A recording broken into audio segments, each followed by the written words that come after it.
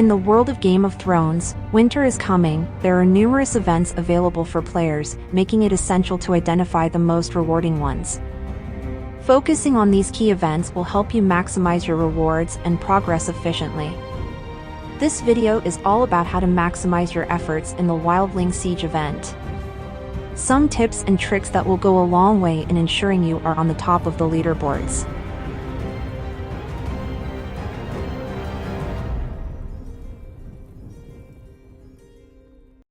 Hello guys, and welcome back to another video. So on the background you are going to see some footage from the Wildling Siege event, and as I mentioned in the intro, this video is going to be dedicated on this PvE event. So Wildling Siege is going to be a bi-weekly event. Every alliance gets an attempt every 15 days, and I thought that there was not really a reason to make a video about this event like a few months ago when it was added, but now with the addition of Hell 2 and Hell 3 difficulties, I think that more and more alliances are more eager to do this event. And since they also removed the rule that you had to be in the alliance for an entire week, now Wildling Siege has become an event that most alliances run.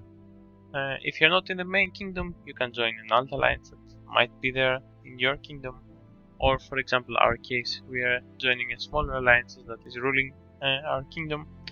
The rewards do not matter at all if you're in the big alliance or small alliance. As long as you're progressing on the difficulties, the rewards are going to be better and better. Hell 1 rewards were let's say good enough for the time being, but as I said, with the addition of Hell 2 and Hell 3, the rewards became very good. So on Hell 2 difficulty, you're going to be able to get some ancient scriptures, some blessing stones, some mark of the true dragons, some glorious set chests, and main material selection chest, which they are important for right now the mid part of the game, meaning unlocking tier 5 troops, upgrading your dragon, upgrading some paid commanders, and getting some main materials in order to upgrade your weapons. Moving on to Hell 3 difficulty, we're getting to more important stuff that they're down the road, more upgrading your dragon with the blessing stones and the mark of the true dragons, especially now with the new skins that we have. Those some are great additions. Epic general tokens, again, main material selection and glorious set chests are going to be the star of the show, of course. And going down the personal point rankings, on the Hell 3 difficulty even, you're going to be able to get legendary general token, more mark of the true dragons, and even some battle diamonds. Those battle diamonds, of course, are very much needed to upgrade your gear to eventually red quality.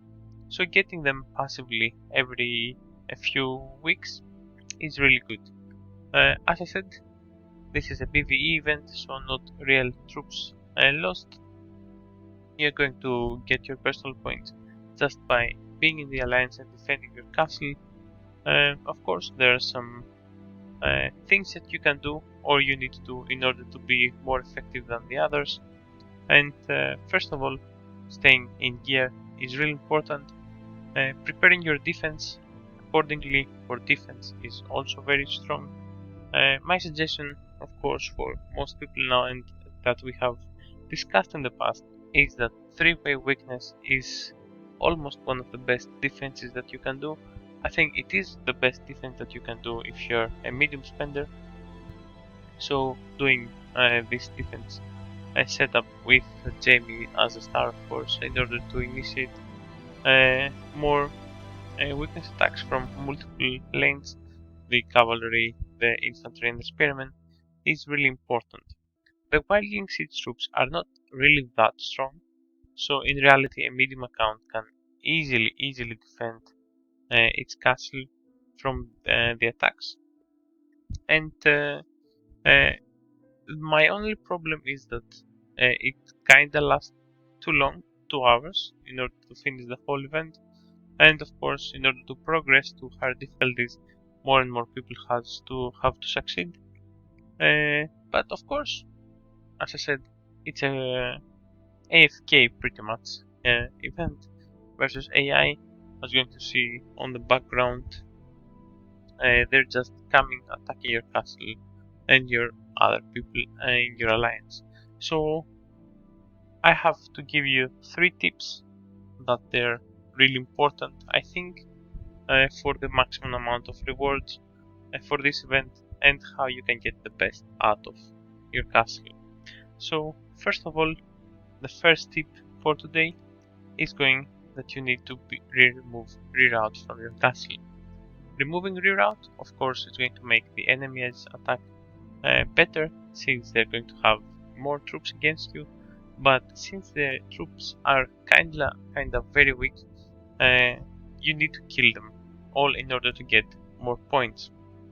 Because I see many people complain that they kill everything, but in reality, by having a reroute on their dragon is going to limit their score.